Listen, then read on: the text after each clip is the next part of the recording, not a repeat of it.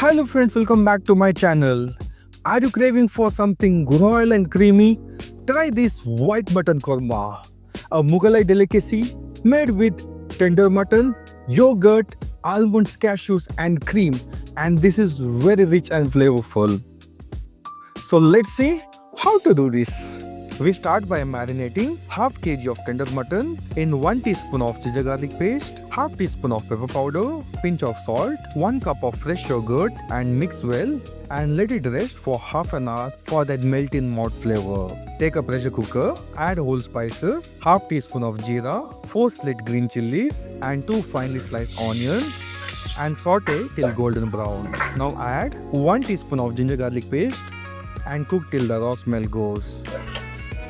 To this add the marinated mutton and let it cook for 2 to 3 minutes. Add half cup of water and let it cook up to 4 to 5 whistles depending on the tenderness of your mutton. Blend 10 almonds, 10 cashews and half cup of milk. Make it into a smooth paste. And now once the mutton is depressurized, add this smooth paste into the mutton and cook slowly until it turns creamy, luscious and absolutely irresistible.